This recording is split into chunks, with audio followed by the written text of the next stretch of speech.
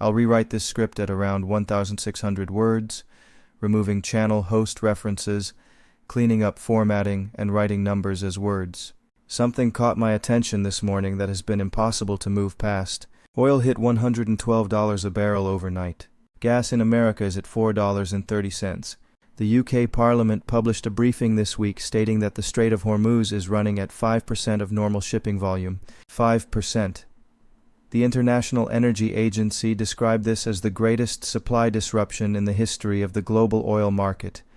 And yet this morning, China's dark fleet is still moving. Tankers are still transferring cargo off the coast of Malaysia.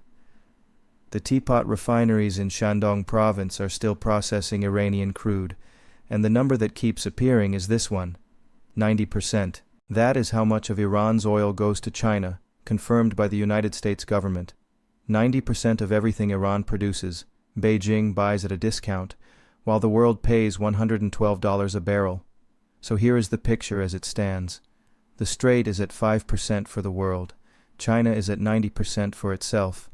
The Chinese leadership publicly called for Hormuz to open 10 days ago. Iran did not listen, and China is still getting the oil. That gap between what China says and what China actually receives is the most important story about this war, and it is not being presented clearly anywhere. Start with the geography of what is actually happening, because most people watching this conflict have a mental image that is simply wrong. When people hear that the Strait of Hormuz is closed, they imagine a locked gate. Ships approach, the gate is closed, ships turn back. That is not what is happening. What is actually happening is far more sophisticated and far more revealing about who designed this situation and who benefits from it. Hormuz is not fully closed. It is controlled. Those are different things. Overall, commercial traffic has collapsed by more than 90% compared to pre-war levels, but that collapse is uneven. It applies primarily to Western-linked shipping, major Gulf exporters, and vessels operating within regulated insurance and compliance frameworks. At the same time, a parallel system is running beneath that visible collapse. Iranian-linked tankers, sanctioned vessels, and ships operating under opaque ownership structures are still moving through the strait, often with tacit or explicit tolerance from Iranian naval forces. In March alone, more than 16 million barrels transited through Hormuz under these conditions, all of it headed to China. Think carefully about what that means. The world sees a closed strait. Oil prices surged to $112. Gas prices in America hit $4.30. 45 million people face food insecurity because fertilizer shipments cannot get through. 45 countries are in energy emergency. And in the middle of all of that, a parallel system is operating, moving oil from Iran to China at prices approximately $10 below the Brent crude benchmark. China is buying Iranian oil at a discount on a market where Brent is at $112. Every barrel China buys through the dark fleet costs roughly $100 instead of $112. That is a $12 discount on every barrel. Iran produces roughly 1.1 to 1.7 million barrels per day that are moving to China. At $12 per barrel discount, China is saving somewhere between $13 million and $20 million every single day compared to what it would pay on the open market. The world is paying a premium for oil. China is getting the discount. Now consider the specific infrastructure that makes this possible, because understanding the physical system changes how you read every diplomatic statement that comes out of Beijing.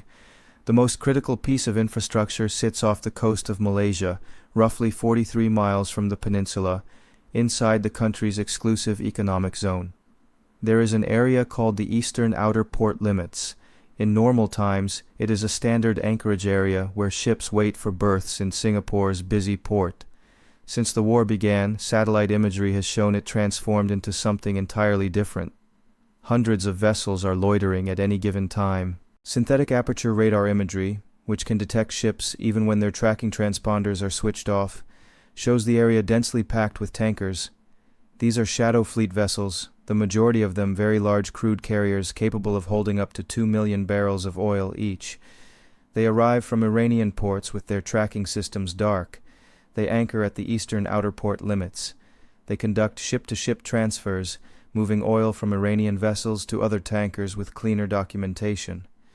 Those receiving tankers then transit through Singapore to Chinese ports, with paperwork describing the oil as originating from other sources. It is a floating gas station for Iran, a hub sitting in international waters where Iranian oil changes hands before the final leg to Chinese refineries.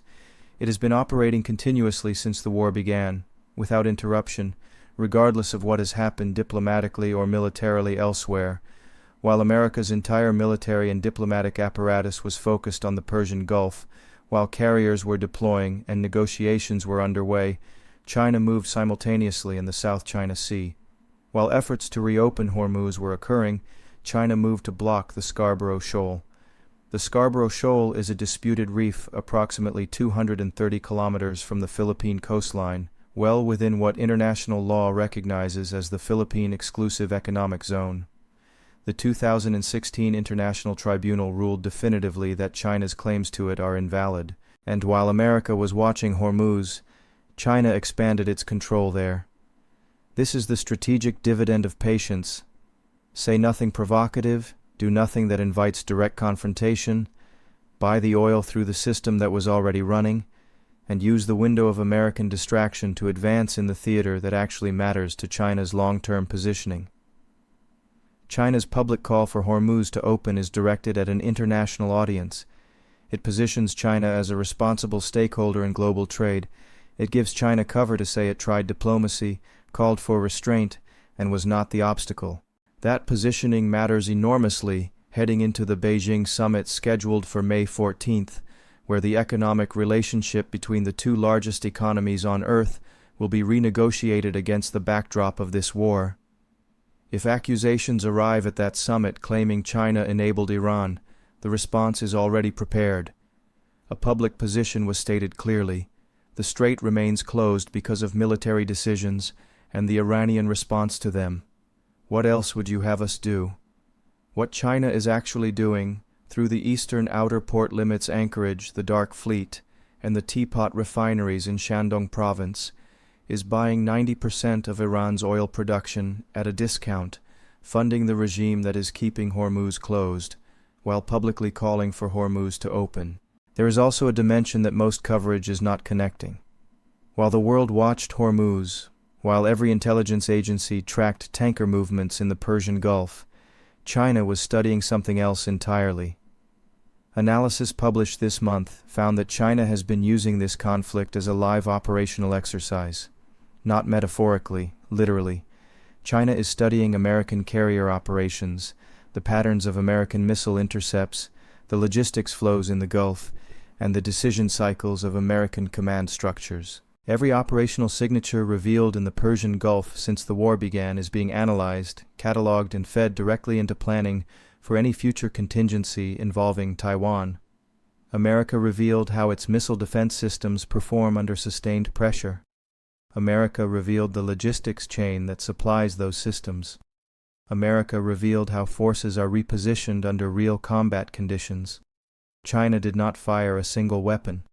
China did not send a single soldier. And China now knows more about how America fights a sustained campaign than it knew before the war began. Before the war, China received 5.35 million barrels of oil per day through the Strait of Hormuz from Saudi Arabia, the UAE, Iraq, Qatar, and all of the Gulf producers whose exports move through the world's most important choke point. Today, China receives approximately 1.22 million barrels per day through Hormuz. All of it Iranian. Every other Gulf producer's oil that used to reach China through that strait is now rerouted at enormous cost, replaced by Russian supply or simply not arriving. China lost 4.13 million barrels per day of Gulf oil access. That is a structural economic injury, and China is managing it because it built the infrastructure to manage it. The eastern outer port limits anchorage, the Dark Fleet, the teapot refineries, the Russian backup supply, the strategic petroleum reserves. The green energy manufacturing base that provides the long-term hedge was being expanded before the war began. The Russian energy relationship was deepened before the war. The Dark Fleet architecture was built before this war, drawing lessons from sanctions evasion operations developed over years. The Scarborough Shoal operation was planned before this war. China positioned itself to win this conflict before the first shot was ever fired, by building every system that would be needed to survive it. The world is paying $112 per barrel. China is paying $100. The eastern outer port limits off Malaysia is the place where that $12 difference changes hands every single day. Watch China's April import figures when they are released. Watch what happens at the Beijing summit on May 14th. Those two data points will tell you more about the real balance of power in this conflict than any statement from any negotiating table anywhere. China cannot open Hormuz. China does not need to. And the price of not understanding that distinction before it was too late is being paid by everyone else right now.